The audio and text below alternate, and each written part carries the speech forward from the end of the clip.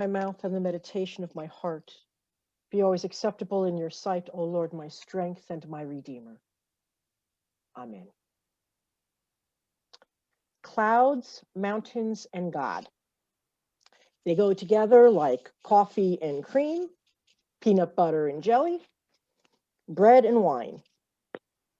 In other words, where you find one, you will often find the other. In today's readings, we have what are known as theophanies, visible encounters with God.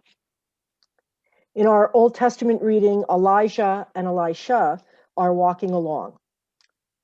Elijah is going to be leaving the community that day.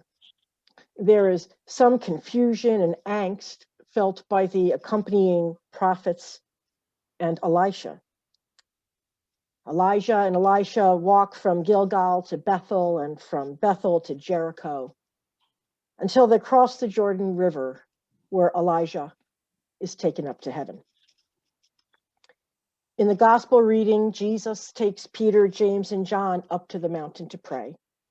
And while Jesus was praying, his countenance changed as well. It was still Jesus, but his face and his clothes became dazzling white. Jesus' time in prayer changed him, and the divine radiated from him. Now, Jesus appears with Moses and Elijah, the symbols of the law and the prophets.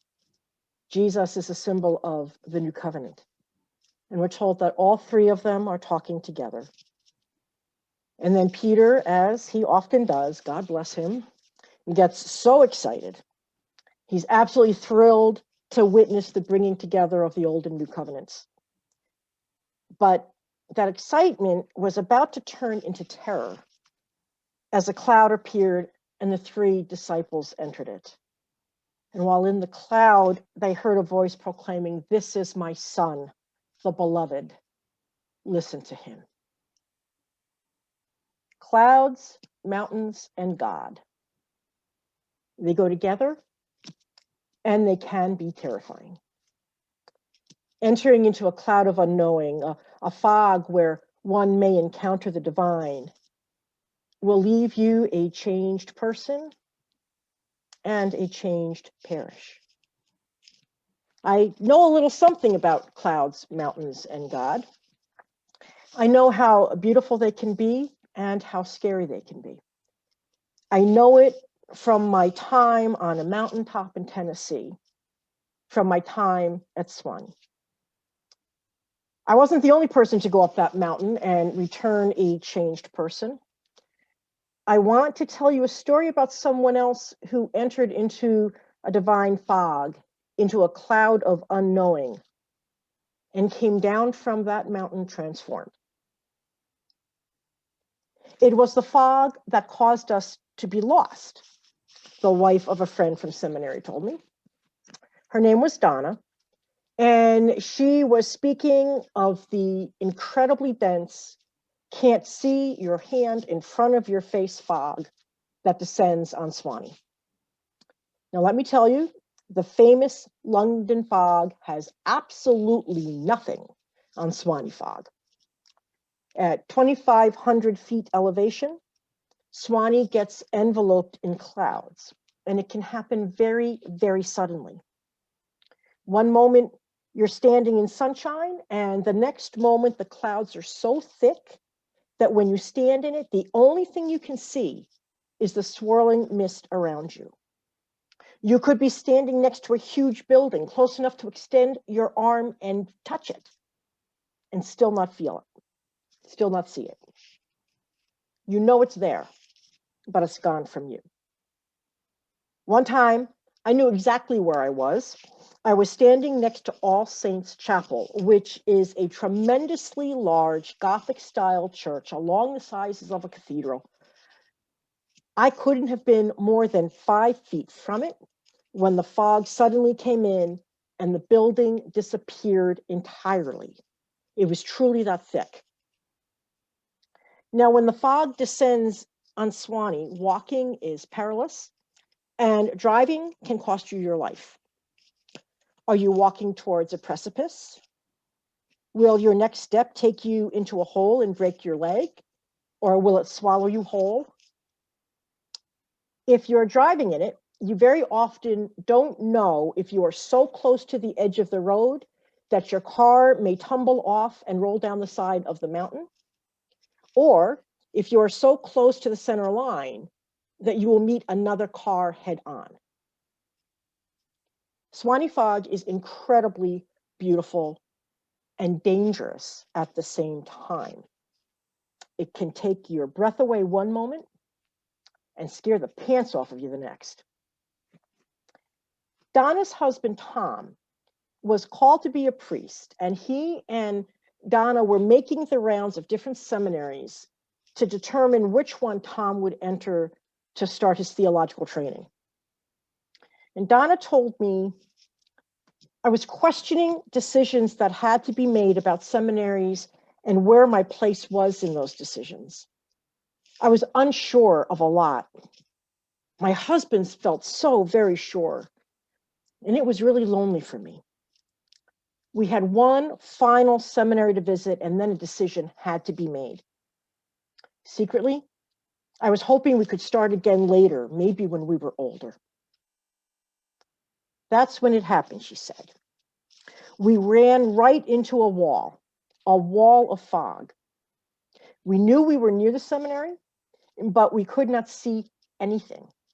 The lines on the road were our only guide, the only way we were even sure that we were on a road at all. Finally, we found something that appeared to be a parking lot. Not sure where we were or where we were going, we thought it better to park and walk. Now, this sidewalk was just off the parking lot, and it seemed like a good place to start. So we took the path up the hill, barely able to see a foot in front of us.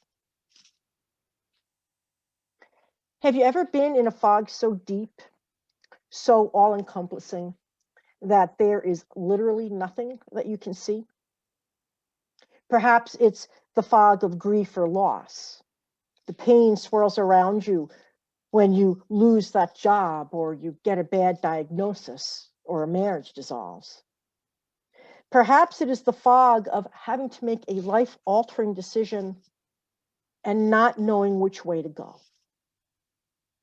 At times like these, we will often take short, halting steps, gingerly feeling with our feet the next step forward, wondering if we're on solid ground or we're about to step off into an abyss. I have to admit that following God sometimes feels like that. I step into a cloud of uncertainty, of wondering where that next step will take me. And like Peter, James, and John, I'm terrified. But for Elisha, Peter, James, and John, the story doesn't end in the clouds or fog. It doesn't end with being terrified. My story doesn't end there, and your story doesn't end there, and Donna's story doesn't end there. Donna said, as we came up the hill, it seemed as if some of the fog vanished. The sun was burning a hole in the thickness. We were standing in a shaft of fog-piercing sunlight. And it was then that I saw it. A bench, just a small marble bench. And engraved on the top of the bench were 4 words. Donna, all is well. Donna told me that seeing those words literally took her breath away. She said that her husband came up behind her and said, "What is it?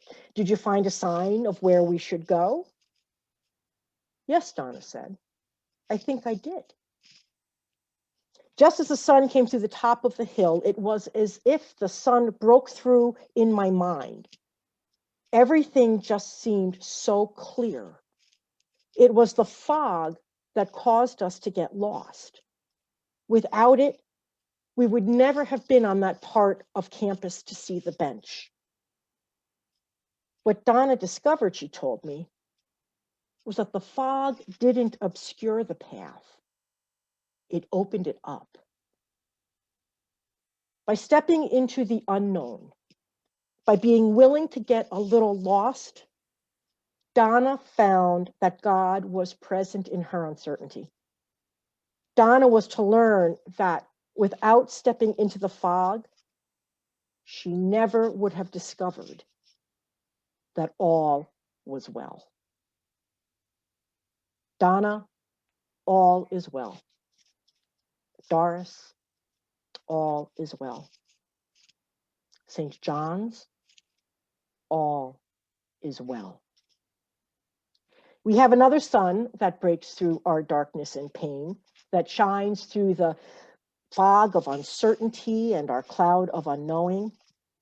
And that is the Son of God, Jesus Christ, who says to me and to you, "Come to me, all you who are weary and carrying heavy burdens, and I will give you rest." All is well.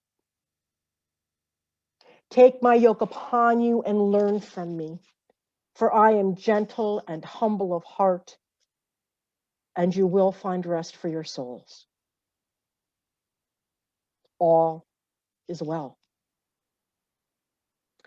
Jesus is the light in our darkness, the sun that pierces our fog and illuminates our path. The fog is still there, at times so dense we don't know where we are or where we are supposed to be or what we are supposed to do. But nothing can obscure our path when we listen to Jesus. Nothing.